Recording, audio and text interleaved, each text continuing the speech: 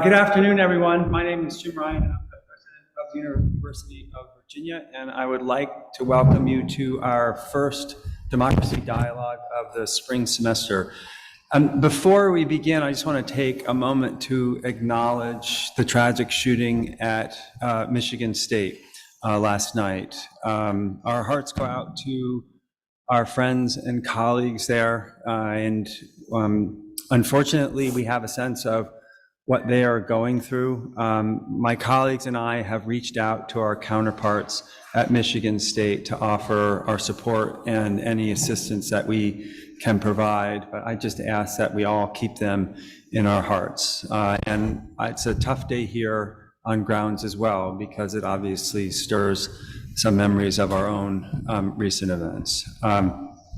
So, Democracy Dialogues, for those of you who are here for the first time, let me give you just a little bit of background. These began in 2021 and really had two goals in mind. The first was to hold meaningful and productive conversations about issues facing democracy here and around the world. And the second goal was to model for our students and for our entire community how to have conversations across lines of difference, how to have respectful disagreements in a civil and productive way. And thanks go to a number of people and institutions, including the Karsh Institute of Democracy and the Miller Center for hosting this event, and to George and the George and Judy Marcus Democracy Praxis Fund, Ingrid and David Hang, and James Murray for funding this series. And thanks to all who helped organize today's event.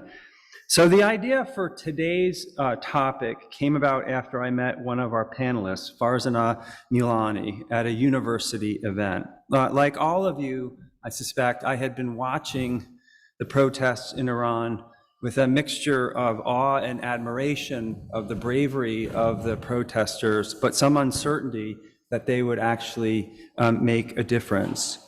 But this conversation I had made me realize just what an important moment this is for democracy, both in Iran and around the world. It's the first time in Iran's history that a national popular uprising has been led by women and focused on women's issues. As you all know, it began with the brutal death of a young Iranian Kurdish woman, Mahsa Amini, who was an ethnic minority in the country and in police custody for improper veiling. Her death sparked protests that continue to today. And I think we've all seen some of the incredible images online and on television broadcasts accompanied by the chant of women, life, and freedom. The implications of this movement are complex and far-reaching, and today's conversation will, among other things, help to give context and background to the role that women have played historically in pro-democracy movements in Iran, and will also explore the international community's response to these protests and Iran's prospects for the future. I can't think of anyone better to introduce our panelists and moderate the conversation than Laurent Dubois, who is the Director of Academic Affairs of the Democracy Initiative at the Karsh Institute for Democracy. He's the John L. Now III Bicentennial Professor in the History and Principles of Democracy, and he oversees the Democracy Initiative's research and teaching missions. Laurent is an expert of the history and culture of the Caribbean, North America, and France, and he is the prize-winning author of 7 books, as well as articles on music, history, and sports that have appeared in The Atlantic, The Nation, The New York Times, and Sports Illustrated, among others. So please, first of all, thanks to all of you for being here, but please join me in welcoming Laurent Dubois. Thanks.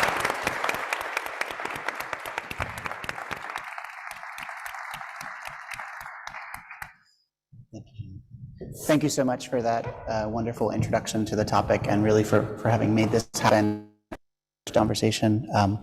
We're so lucky to have here at the University of Virginia 3 remarkable scholars and intellectuals who are deeply knowledgeable about and directly engaged with contemporary Iran, and who today will help us better understand the current struggles in the country, the possibilities for the future, and what this means for our broader world. I want to thank them particularly for speaking to us today about a topic that is extremely difficult and indeed painful, I know, given the intense repression being visited on pro-democracy activists in Iran today and the deep personal ties they all have with the country. So thank you all for your teaching and your work, which has been influential both within the academy and beyond it. We're really honored to have you today. I'll just introduce the three panelists and then we'll begin. Mona Kadra, to my left, is an Iranian-American new media artist and interdisciplinary scholar whose practice-based research questions, critiques, and experiments with media technologies and artistic forms.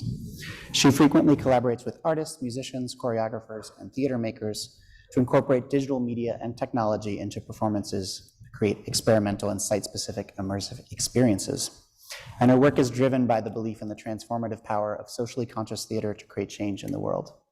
At the University of Virginia, she lectures and teaches courses on new media, art, projection design, integrated interactive media, and immersive media.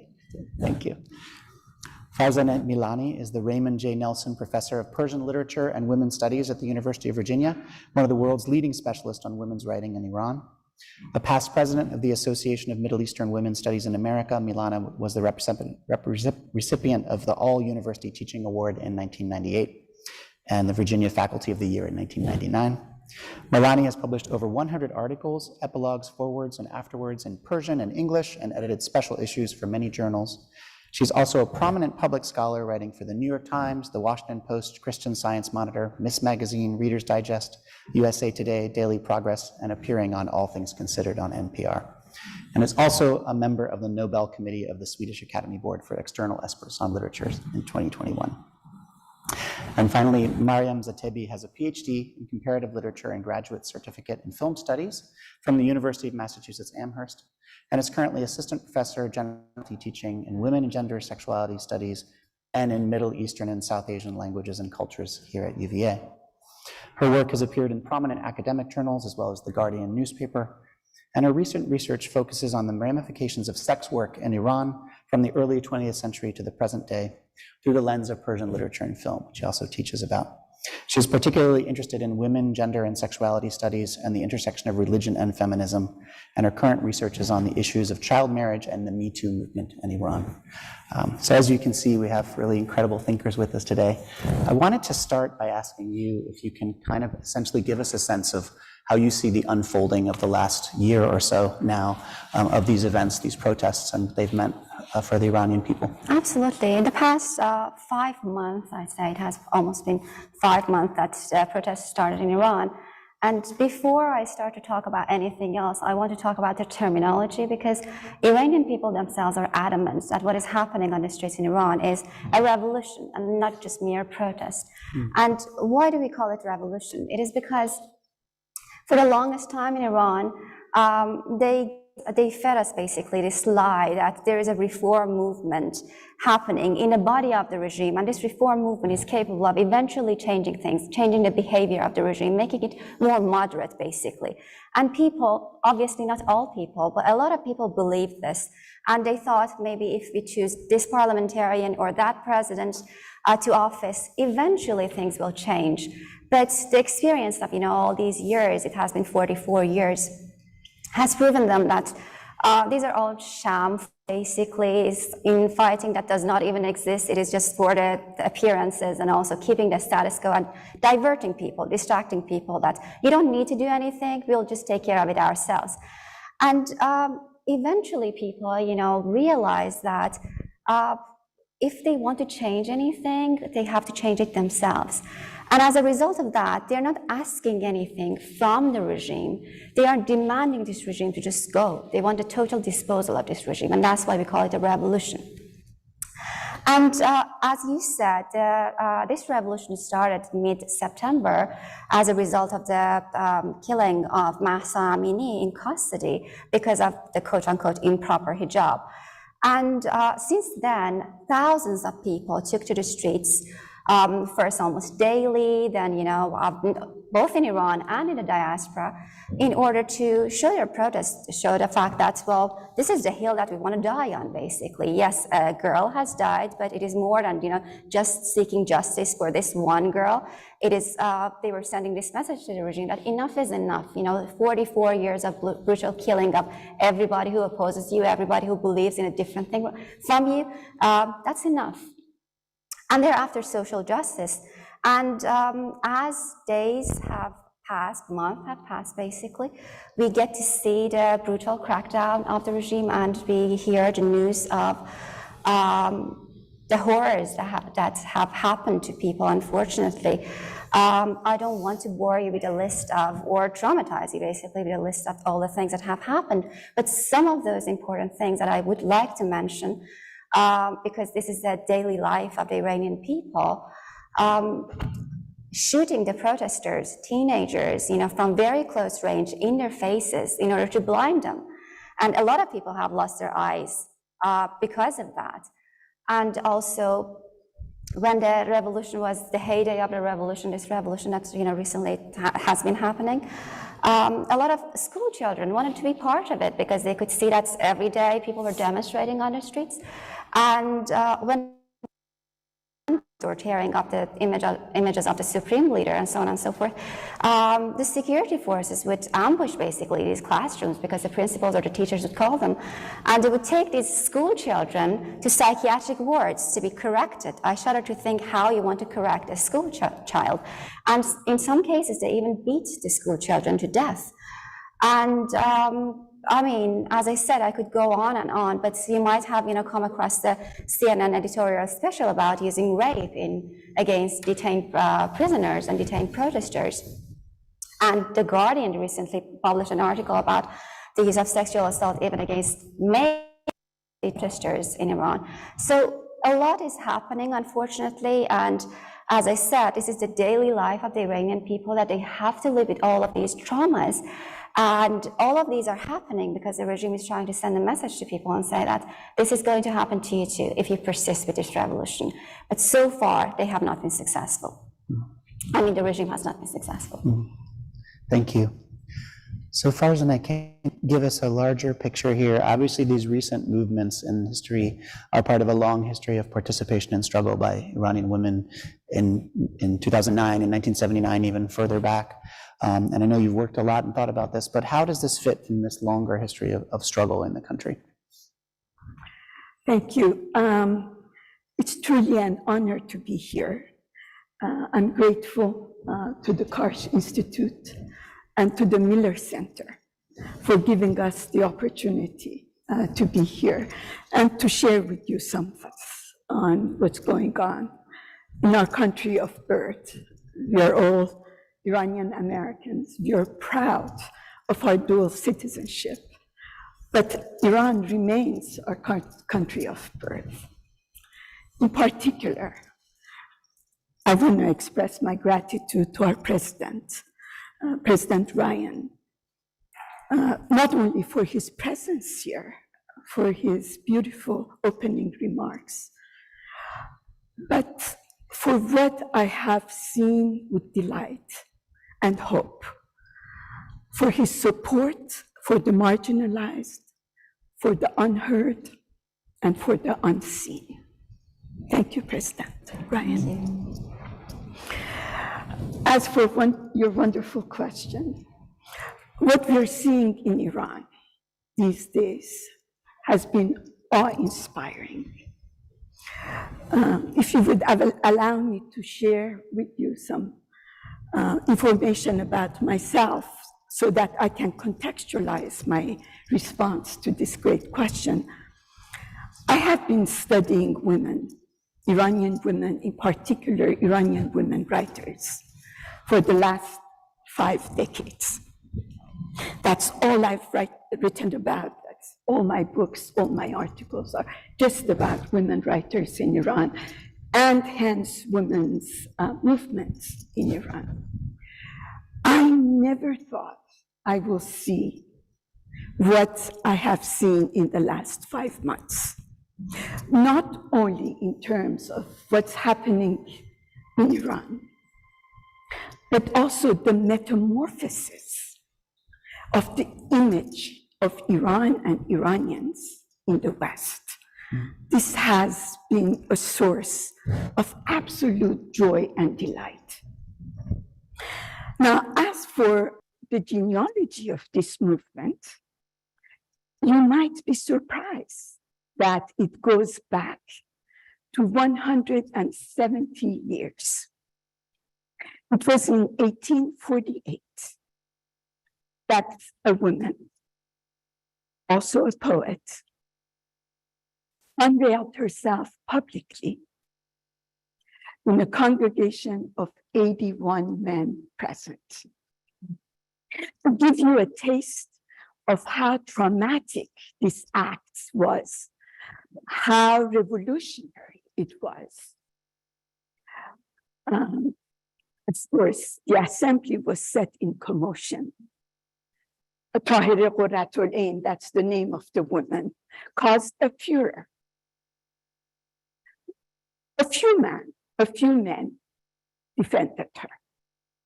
And I will get back to this, I hope, during our conversation. But the overwhelming majority felt violated by the presence of a woman who had unveiled her face and unveiled her voice. She was a poet.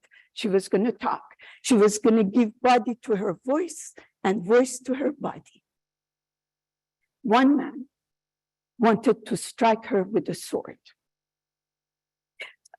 A few men closed their eyes not to see her. A few covered their ears not to hear her.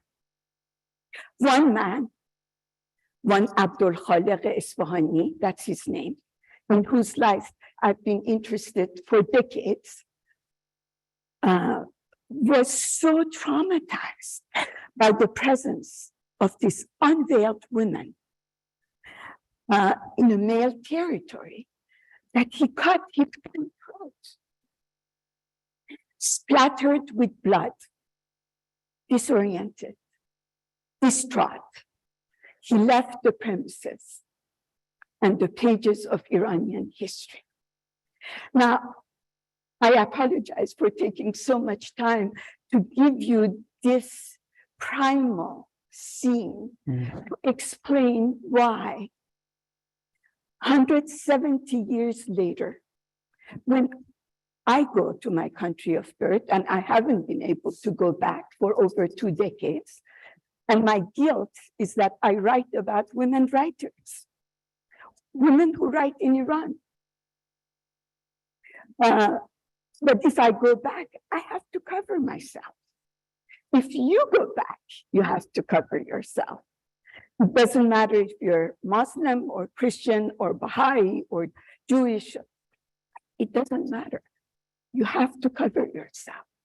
So that scene captures in a nutshell the struggle Iranian women had to go through for 170 years. And for the first time, I think things are beginning to change. Women are taking everything in their hands. We've been at the forefront of what's happening in Iran these days. As President Ryan mentioned, for the first time in Iran's and perhaps the world's history, a revolution is directed by women, revolves around women's issues. All the signs and symbols are feminine. It happened because of the death of a young woman.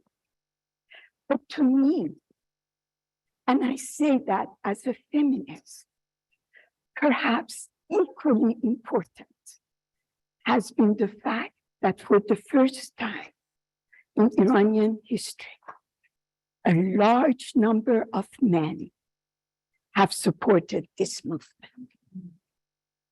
This, to me, is what's going to make the difference.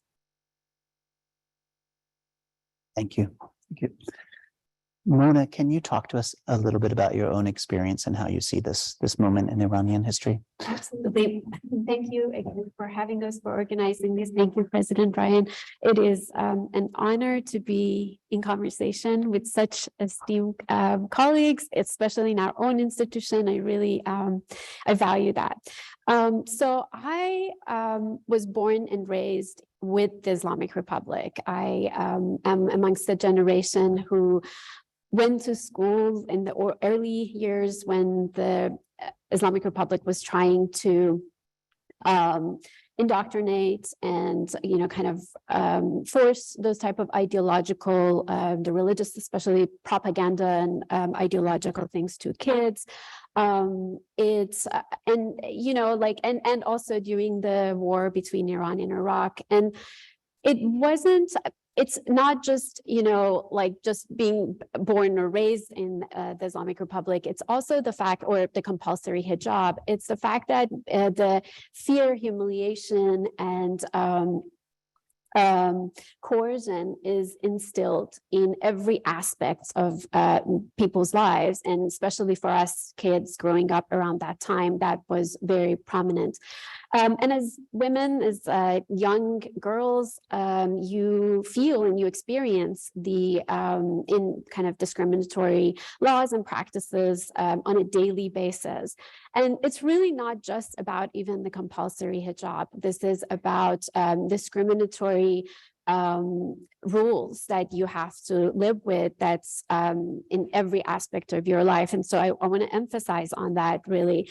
And also, it's not just about morality police. I know we know so much, the world knows so much about the morality police and what they do, and unfortunately after the tragic killing of Mahsa Amini.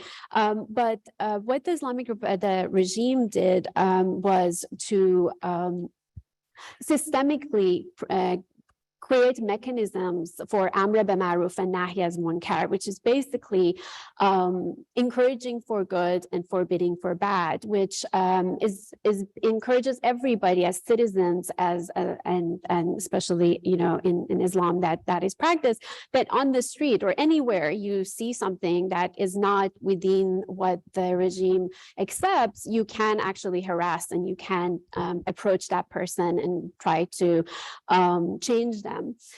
And that is horrifying by itself as a civil thing. So it wasn't just morality police arresting you or taking you to the police station or anything. It's just everybody can humiliate you, and especially as women. And there are just a lot of trauma for those of us who grew up there, especially as women, that dealt with that. But I also want to make sure that we kind of think about those little acts of civil disobedience and those kind of acts of resistance that we had to conduct, and we learned to do those things. Like, as a woman, your presence in public is a political act, right? And so if you decide to have your hair out, you have lipstick or your high heels, you are, those are civil disobedience that you are engaging.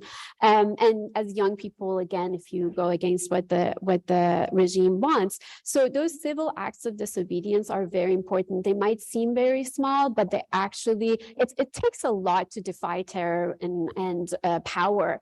So those acts build upon themselves, and it's just through joy and inspiration that I watch, the past 5 months, what has happened. But you see the anger, you see the frustration of 4 decades of such kind of, discrimination and repression in the youth, and especially women. So I left Iran more than 20 years ago, and I just didn't see any future. Like many in my generation, we kind of gave up, and we felt like if we want to live free, if we want to have human rights, if we want to have democratic and non-discriminatory laws around us, we just have to give up, which unfortunately we had to do, and gradually losing any hope in the better future of Iran and just watching from afar.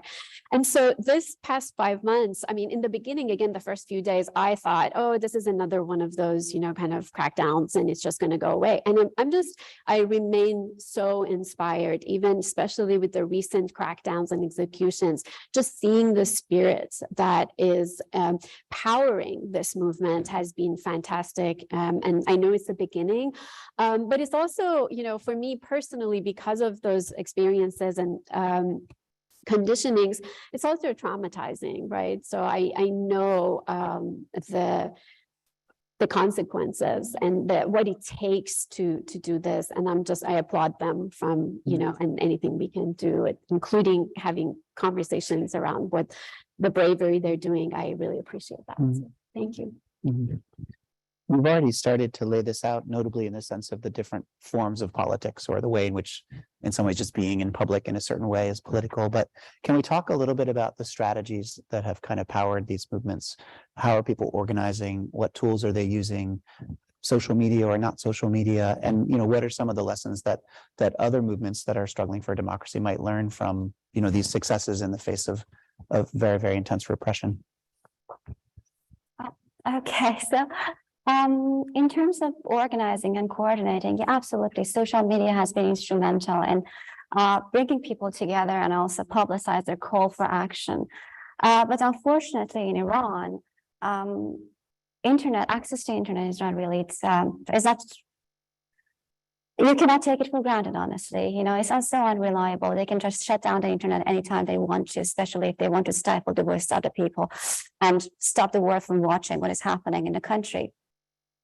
As a result of that, I want to emphasize how important it is for us living in, Western countries, basically, to make sure that people in other countries have access to internet, and also the fact that they have access to VPN, to be able to circumvent location-based restrictions. But, well, that was a tangent. Anyways, in terms of organization, you asked a question about, how they're organizing. So social media was very important, but basically any kind of large group, large gathering would have the potential to become a venue for protests and demonstrations. Like, for example, people would go to bury the body of a loved one who was shot dead in the protest, and then again at the funeral you have another protest and another round of arrests and whatnot.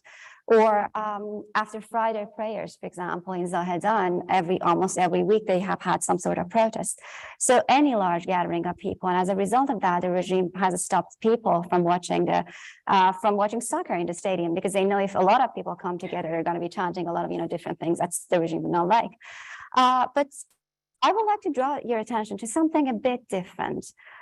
Growing up in Iran, as Monajan said, the regime used all of its state apparatus basically to indoctrinate us, to spread its propaganda.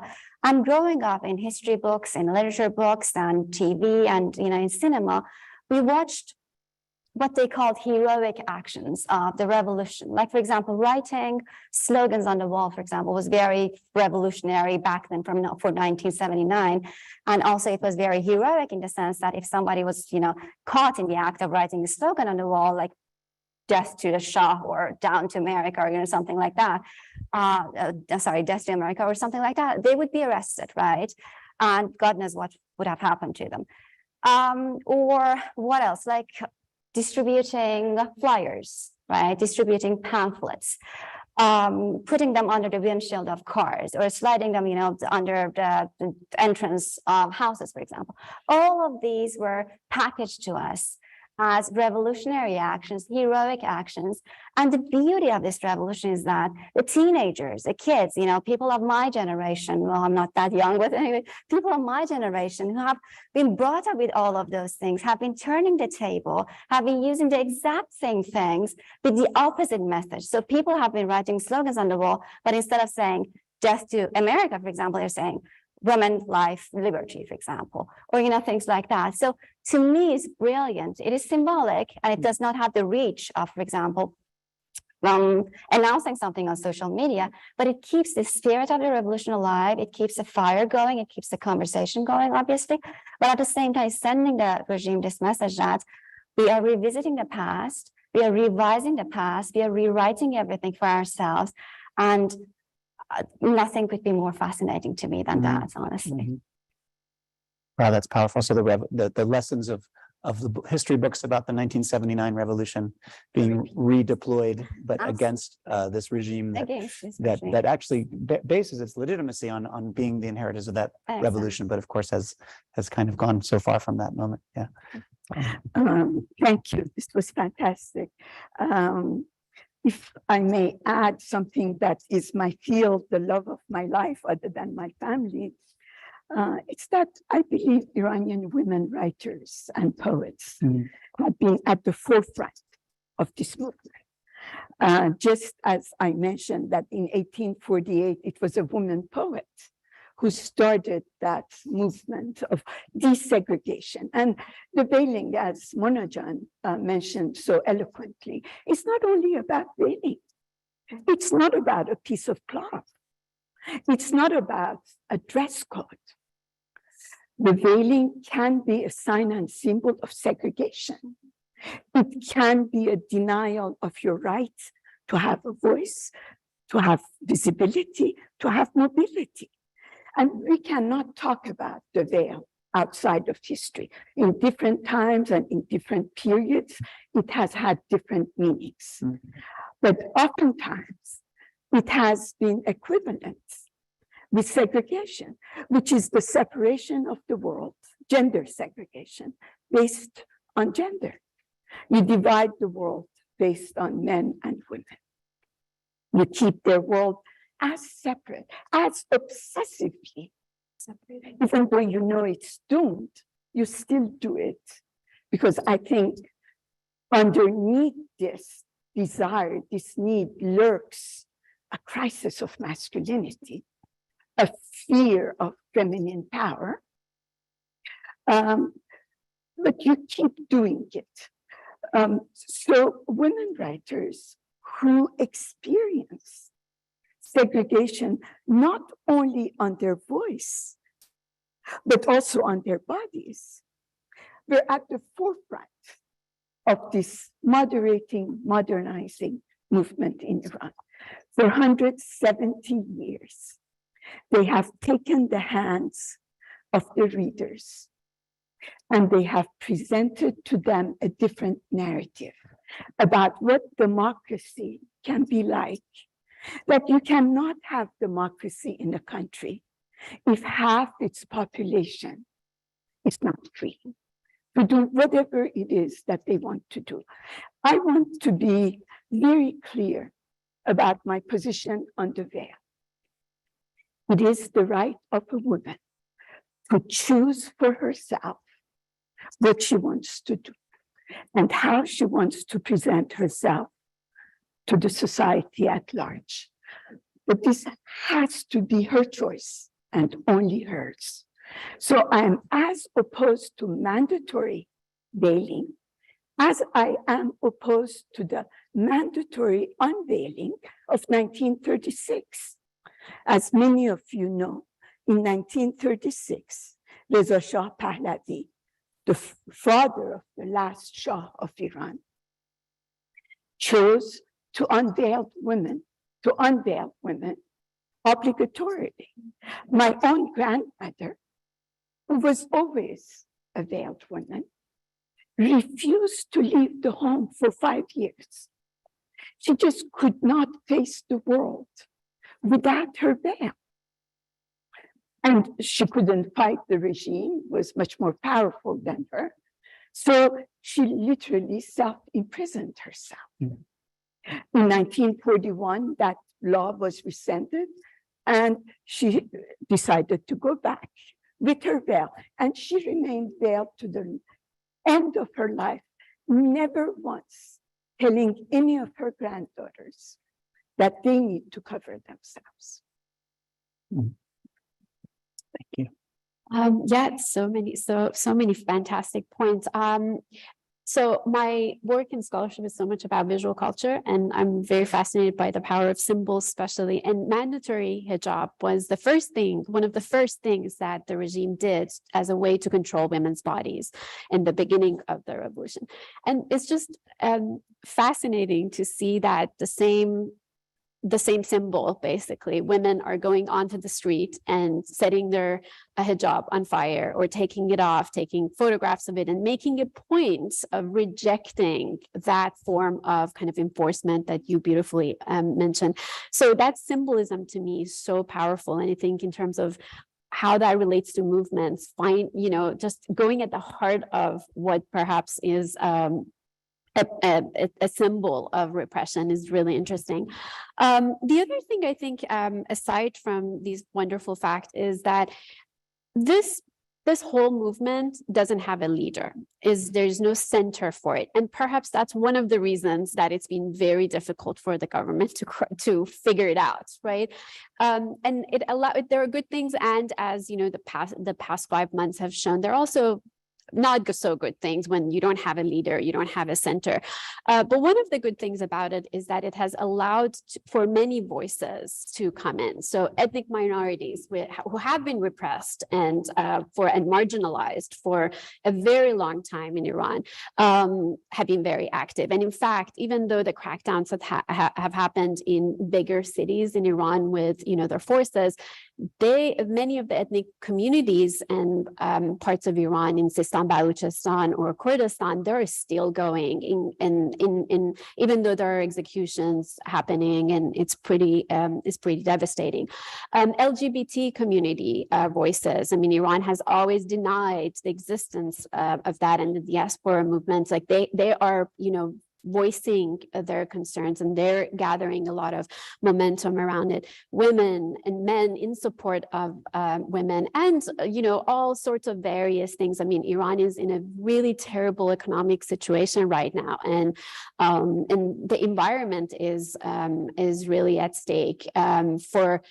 For weeks in the past months in the bigger cities, people can't come out because of the air pollution, right? So, and the government used that also as a way to crack down the protest, because now the schools are canceled and nobody can go. So I think this kind of decentralization allowed for a lot of marginalized voices to kind of join forces, which is very beautiful, but it's also, there's discord happening, and it probably takes a lot of time to kind of bring and unify those voices, but it's very exciting. Mm.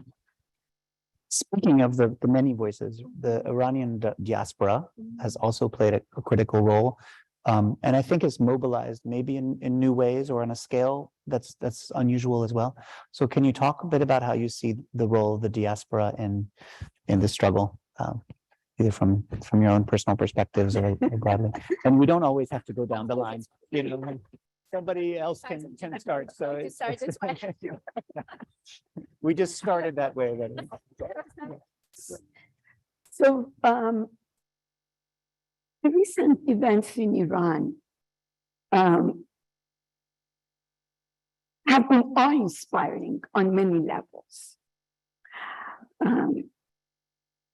For me, who has worked on the issue of representation of Iranian women in the Western world, it has been fascinating to see how in 5 months, the representation of Iranian women has been metamorphosed.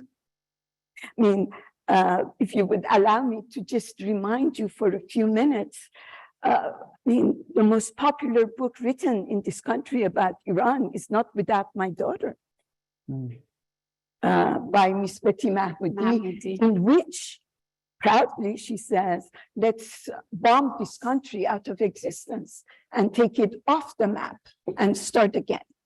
And in that book, Iranian women are presented as the ultimate prisoner in a gulag the size of Iran itself. So it has changed the representation, the images of women in the West, in the world, I would say.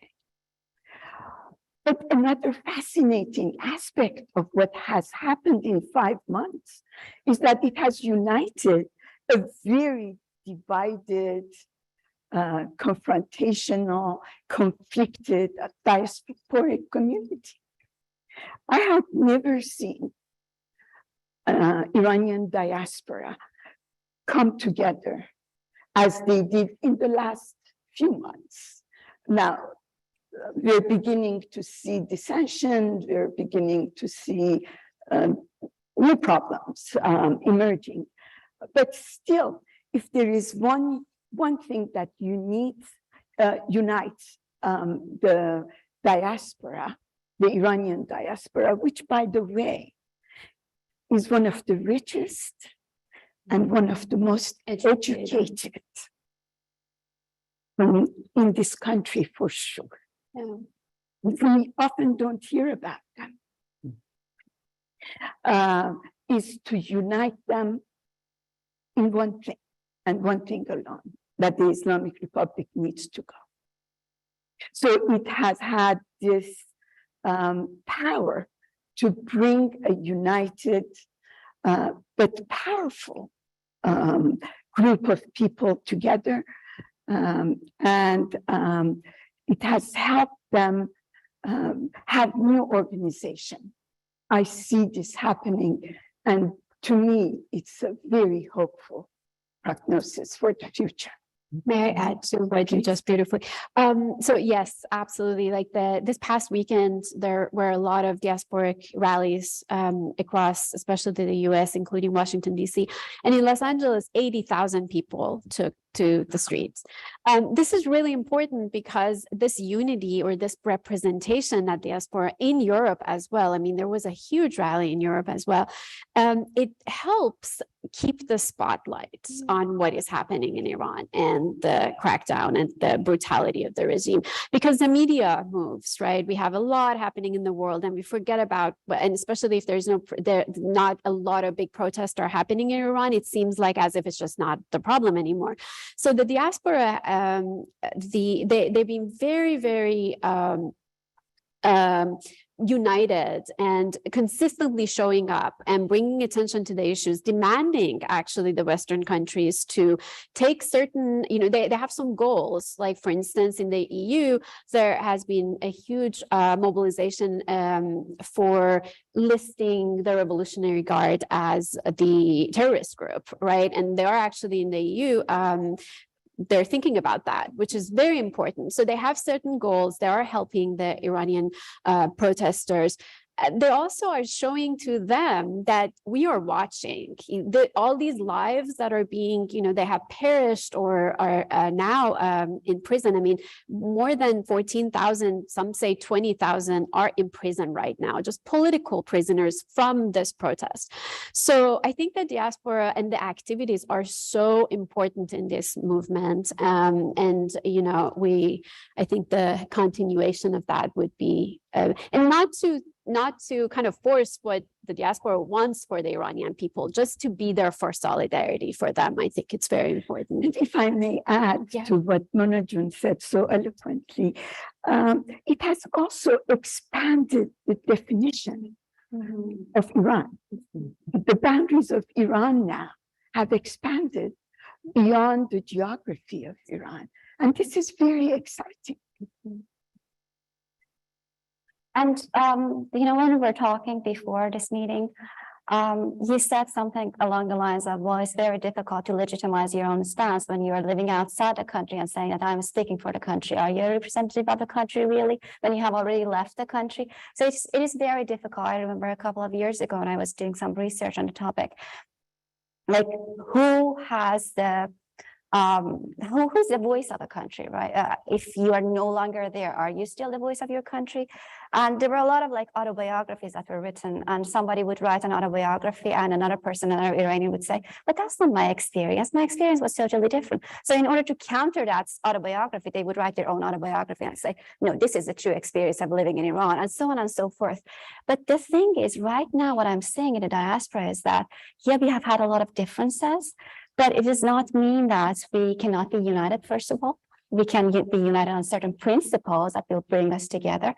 And the coalition that's recently was formed at George Washington University, that's part of that. But also the fact that Iranians have finally, outside Iran, have realized that just because you have left the country does not mean that you should stop talking about the country. You should stop thinking about the country, that you are no longer the authentic voice of your country, because you would be in your country if it was not for the Islamic Republic, right? So that was also very important, that finally, even people in Iran are allowing us to speak, right? And to show our solidarity and allowing us to amplify their voices. That was very important to me personally.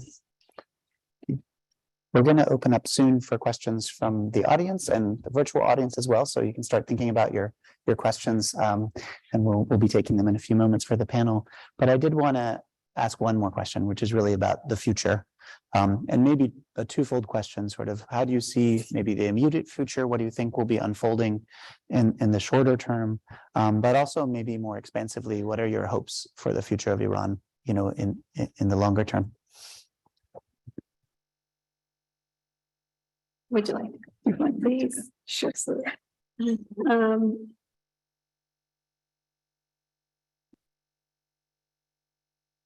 What I want for the future of my country of birth is peace. I left Iran before the revolution, a decade before the revolution. I love this country, my adoptive land. But I remain an Iranian American. I have not been able to go back to my country for the funeral of my father, of my mother. My field is Iranian literature. I have not been able to go back for 20 years, over 20 years, to the field of my research. None of my books are allowed to be published or translated in Iran because I write about non-Muslim or transgressive Iranian women, even though they're available in the thriving pirated publishing industry in Iran, not only mine, but most writers in diaspora, and I love it. So I pray, I want peace for my country. I want to be able to go back. I want to go to the grave of my parents. I want to be able to see the women that I write about, that I only can talk to on the phone. I want to have a face-to-face conversation. But I think it is going to happen. What is happening in Iran,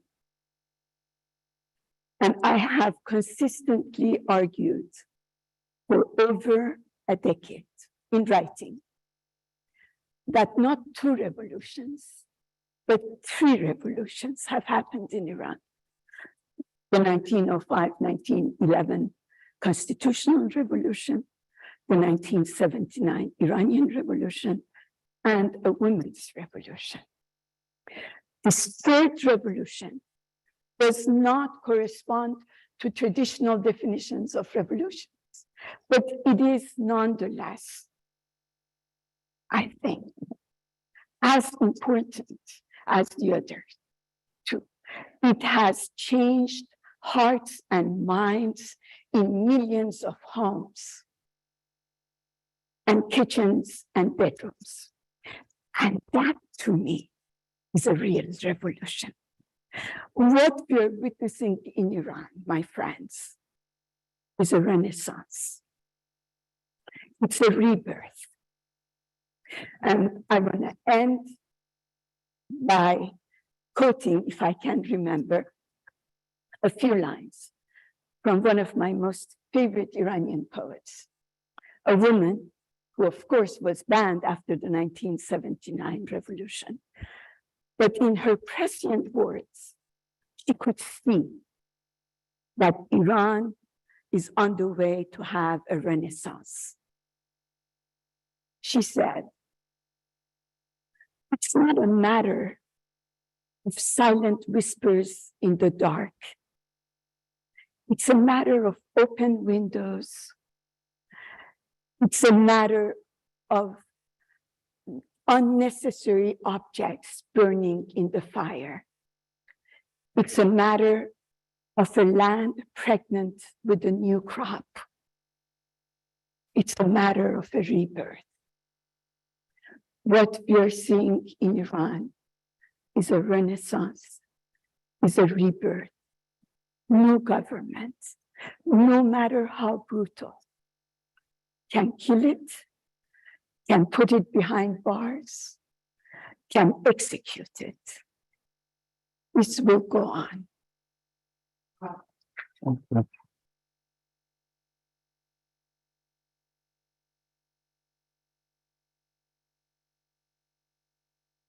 You taught that. Shall we open for, Well, maybe for questions? It's a beautiful, yes. Hope for Iran. Thank you. Um, Well, I'll invite anyone who'd like to ask a question. I think we're asking people to go to the microphone, just so people on the virtual can hear it as well, but yes, go ahead. Hello, my name is Kate Keith Pearsall. I'm an alumna and a resident of Charlottesville. We can't hear Can you. you be closer to speak a the little- Oh, I'm so sorry. Is that Perfect. better? Yes. I'm Kate Keith Pearsall, an alumna and a resident of Charlottesville, and what a privilege to be here today. Pardon me, I'm a little bit moved right now, especially because the young ladies who just walked out also had tears running down their faces. And part of the reason why I'm moved is because, pardon me, in elementary and high school, I had the great privilege of having classmates and friends whose families had escaped the 79 revolution. And I remember very poignantly their stories of leaving their country behind, never to return. My question is this: I wonder if you could illuminate what you see as the through lines between the murder of Neda Sultan and what we are seeing now, and how there are similarities and differences between what might result from what is happening now as opposed to what happened before and after Neda Sultan's murder. Thank you so much. And thank you Sure, for being here. Thank you.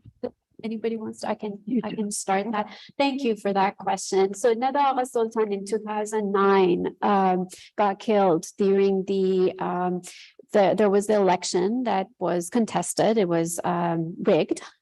And so a lot of the youth came to the streets, and Neda Sultan was like one of the protesters, or it really just kind of was by the street and got killed by the regime's guards, I would say, right? Yeah, forces. Which was devastating, and that was a live, and that was the beginning of social media. So social media actually during that time was extremely prevalent. But to answer your question, I think there are differences and there are similarities. I mean, the regime has continued its brutality. There's nothing new. They execute, they kill randomly too. But the two moments, the 2009 and 2019, they were different than this moment. 2009 was really about the rigged election, which brought a lot of people to the streets of Iran.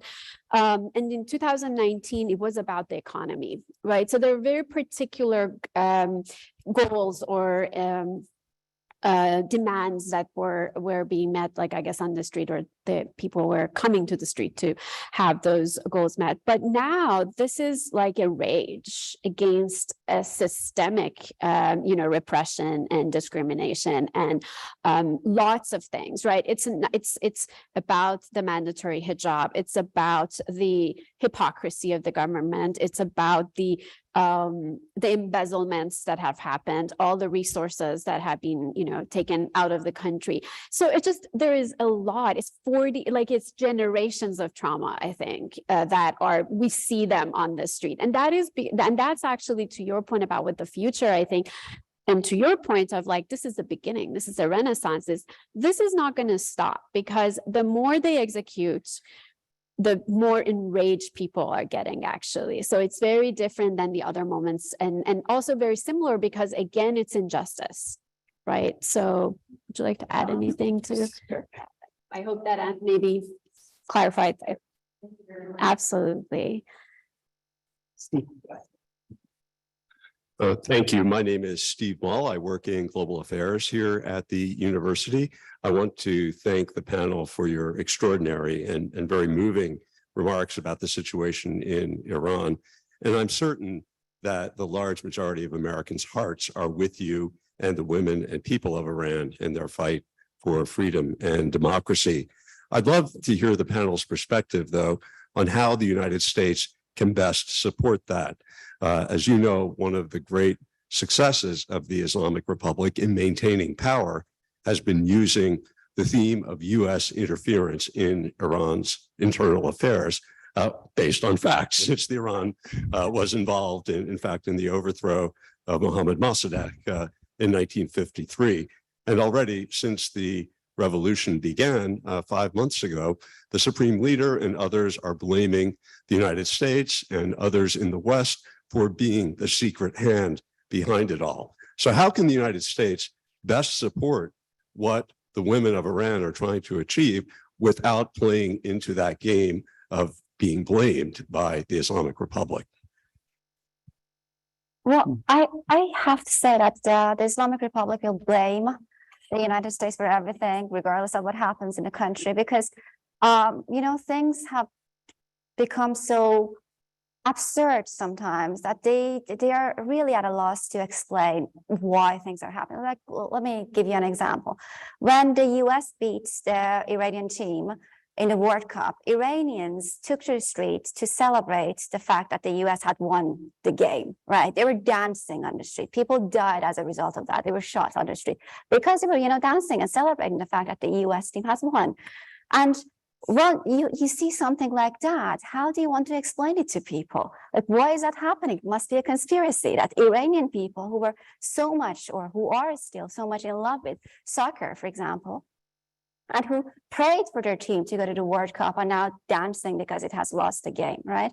So because of all of these things, they are always looking for somebody else to blame, and it's never them. We have done something that the Iranians now even hate their own, football team. So that's that. You're going to get blamed anyways. But what can the US do? I'd say people have been very clear. I mean, people in the diaspora and Iranians in Iran have been very clear that we do not want you.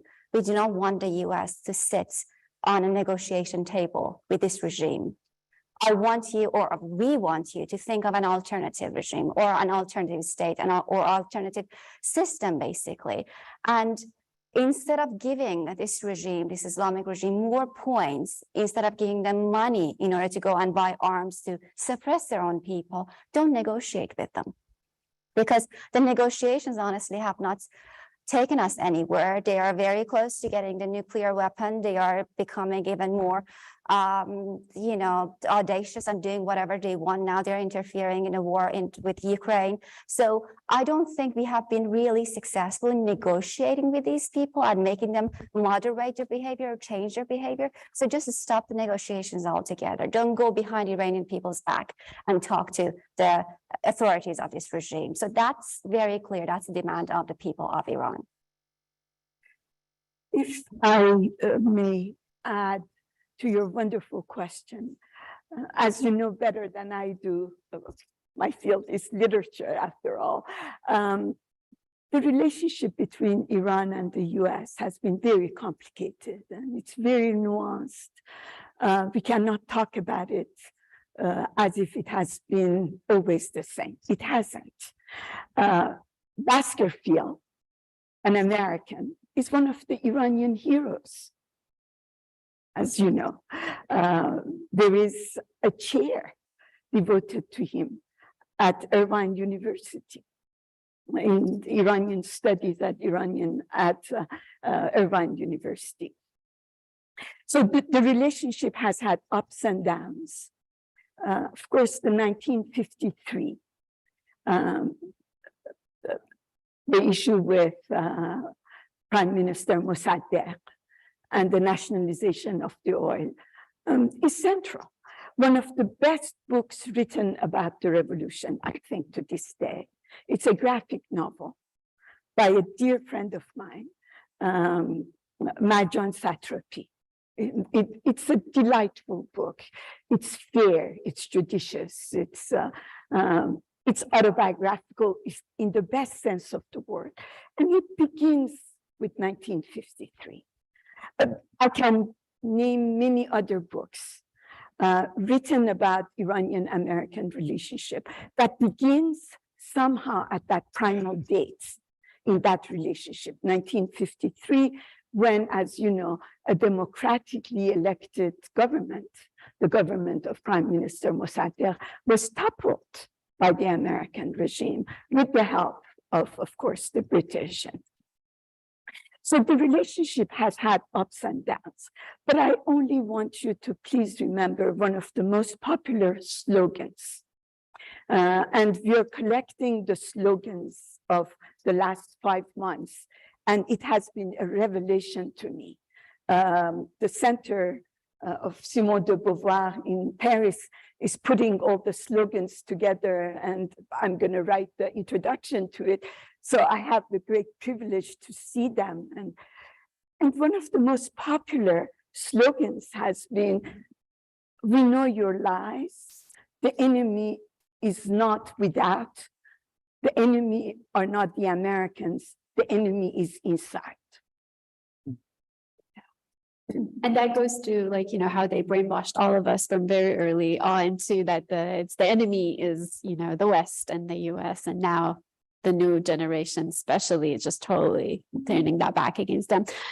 But thank you for that question. I think that's very important. I think as especially when you talk about nuclear, I think we need to separate the nuclear situation in Iran and make it more about human rights, and the fact that Iran is not just for human rights for inside Iran. Iran has its hand in the region. Unfortunately, our resources, our country's resources are going there to fund a lot of chaos in the region. So I feel like the US, as part of even this administration's goals, is human rights and spreading that, supporting it, recognizing this revolution and talking about it. I mean, we talk about Ukraine so much, and it's important, and I want that. But the past 5 months, we haven't talked about Iran, even the role of US interference and the history of, why this is important that the US actually looks at Iran and not forget about it or not think about it as, oh, this is their problem. There is violence happening. There is human rights situations that are happening on the cameras. We can't just ignore it. I think, and in this day and age, this is a problem for the whole world. And so I think continued contextualized conversation about it is really, really important. Do you have a question? Yeah. Hi, my name is Mohammed. I recently graduated from UVA. I just wanted to thank you all panelists for sharing your remarkable thoughts, and thank you, university, for organizing this. I hope this trend continues. All the great question might sound a little silly. I was born 10 years after the revolution. I grew up in Iran, so I don't know much about the country's situation before the revolution. My question is specifically for Professor Milani. I just wanted to know, how was the situation with respect to women's rights before the revolution? Is this something is women's rights something we're trying to take back, or is it something we're trying to establish for the first time? And let's say we have women's rights in the country now. What should we do to make sure we maintain that for the future of the country? Great question. The question was for you. So And I'm sorry to say, I didn't hear it completely. go ahead, please. You're the moderator. No, please. just go ahead. No, go ahead. Just asking about whether the situation of women before the '79 revolution, was it sort of better then, and we're trying to return to that, or are we really trying to invent maybe for the first time, and how to make sure that if a change happens now, it's make sure to guarantee that it stays into the future? And did you say that you are one of our students? Just graduated. I recently graduated, yeah. Well, first of all, you graduated from one of the absolute best universities in the world. So congratulations. And I want to say, if there is anything that keeps me as an older woman going, is the leadership of the younger generation, our students. Every time I go to a class, I return energized, hopeful for the future. And we have the best students and the best presidents.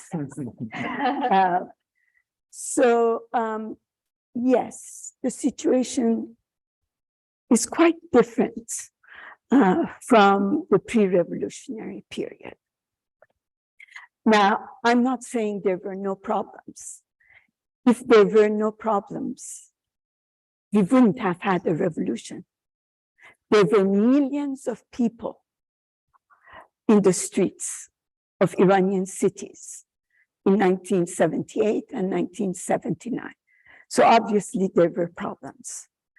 But when it comes to women's issues, for over 170 years, women in Iran, and I think they're one of the first in the whole Islamic world to struggle for freedom, for gender equity, for desegregation, for freeing men from the shackle of a toxic masculinity, of a singular homogenized masculinity. I want to bring to your attention that what's happening in Iran is not only a struggle between women and men. In fact, the fight is also between some men and some other men. Let me give you one example, if I may. In the recent 2 decades, there is an increasing usage of a term, zanzali. In Persian, it means a henpecked man, an unmanly man, a man not man enough. And it is, in a way, exactly what's happening in Iran these days. You know, literature, words, signs, and symbols are important if we pay attention to them. In the last decade or two, there has been a number of books published in Iran with Zanzali, the henpecked man, as Schwarzenegger called them, girly men, in their titles. So now we see this conflict between a government that is in the overwhelming majority in their 80s, and these younger men who are supporting an unprecedented number of women. So women have been fighting. Women had more rights before the revolution than after the revolution. I often believe that the Islamic revolution, in a way, was a counter-revolution, was a revolution against the gain of gender relations in Iran, against the gain of women. If you pay attention to what happened in Iran after the revolution, before the ratification of the constitution, we didn't even have a constitution yet in our country. The first law that was rescinded was the family law. And the family law was brought about by the Pahlavi regime. It gave some right to women in marriage, in divorce, in custodial right. So in a way, sometimes I think what has happened in Iran in the last 40 years can be compared to Jim Crow laws. A reversal, a taking back of some rights, some freedom of movement, of assembly, of legal rights to women. I hope I've answered your question. Thank you very much. That was very good. Thank you. I would also like to add something to that, just as an example for you to completely understand how the situation reversed. They changed the age of marriage from 18, which was before the revolution for girls, to 9 after the revolution. And yesterday there was talk of allowing girls to get married with the permission of their parents, their guardian, not their parents, their father, at the age of 11. So now the legal age of marriage in Iran, after decades of trying to raise the age of marriage, is 13, right? But girls as young as 11 can get married if they have the permission of their father. So that should give you some basis for comparison, like how things have reversed since the revolution happened. And to add to this wonderful point my dear friend here brought up, if you look at the statistics of the United Nations, let's not rely on Iran or on not necessarily truthful statistics. The average age of an Iranian woman now in Iran is about 28, the last that I could find. Getting married. So there is this large discrepancy between a regime that does not understand the reality of what's happening in the society. The average age of marriage is 28. We have a large number of men and women involved in what we call white marriages, which means we're not married, but we live together. And then the regime is trying to lower the age of marriage to 11. I mean, how quixotic is that? Mohammed, I want to thank you also for this question, because as we move forward, we need to really imagine what we want and how we can achieve as people of Iran, basically. And I think your question also brings this decoupling of state and religion that needs to happen, that I think hopefully we would move towards that, because that has been what has, as you pointed out, like really just taking us back. But I think that question is so important, because if we don't imagine what we really actually want, we're going to find ourselves in like what our parents did in 1979, right?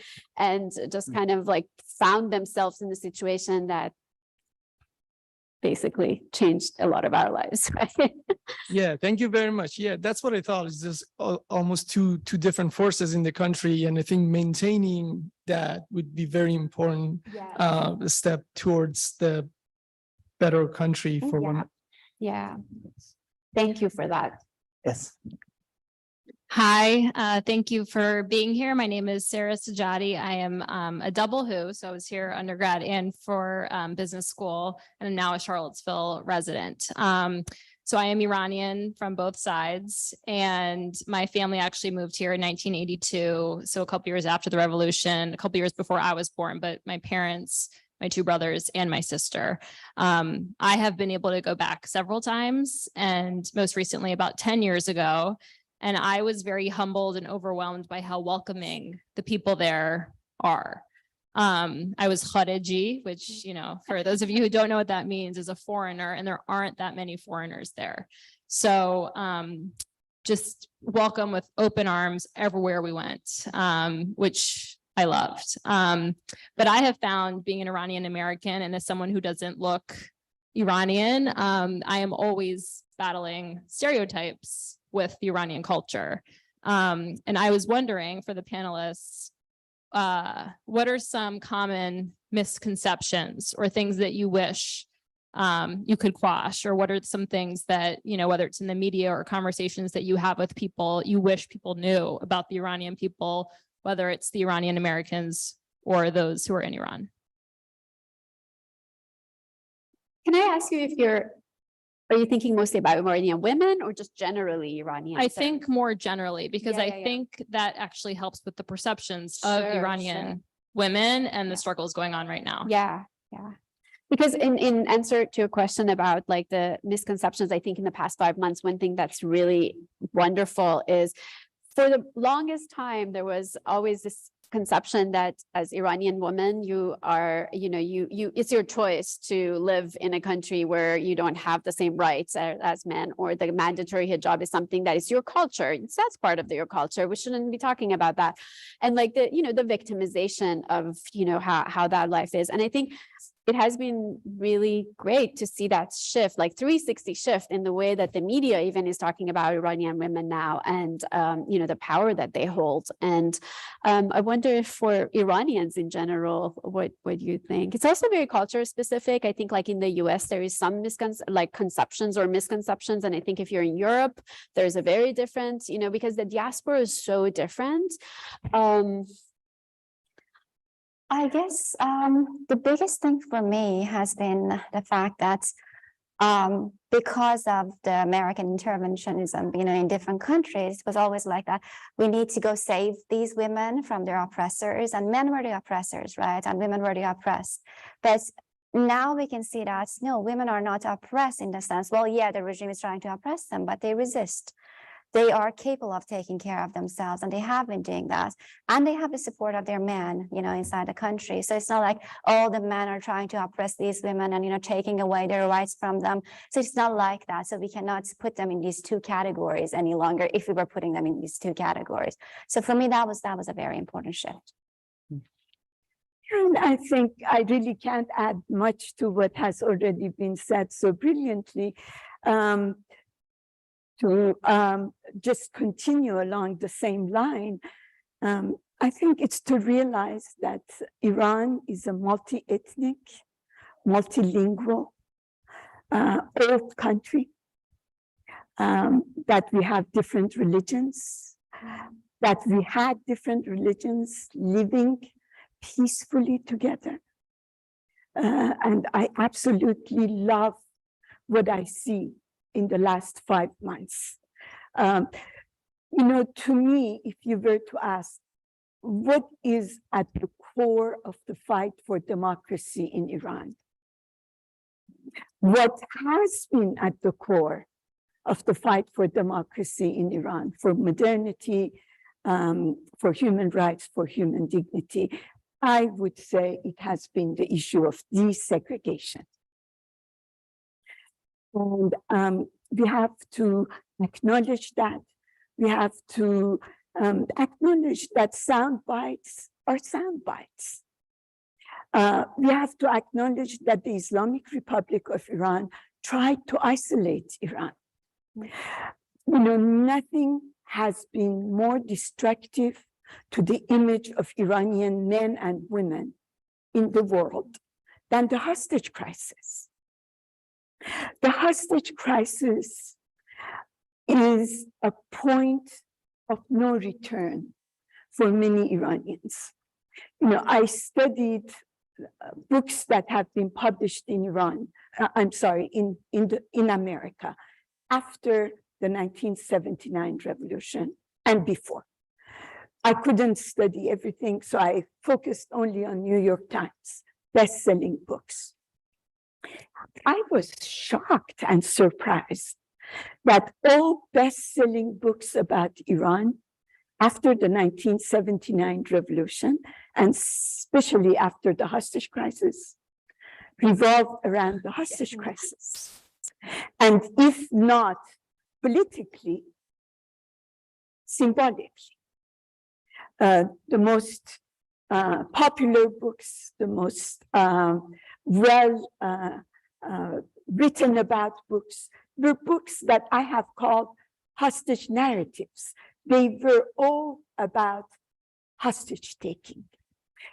So women, Iranian women, became the ultimate hostages, as I said, in a prison the size of Iran. And as Americans, we have to ask ourselves, why do we need so much to present people of, for instance, Iran, since it's the country we're talking about, as ultimate prisoners when we are the #1 jailer in the world? What's happening here? Why the need? Why the urgency? What does it do to those who write it, to those who read it, to those many, many innocent people who are incarcerated here?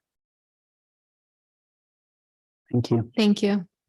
I think we'll have time for one more question and then any final thoughts. So, yeah.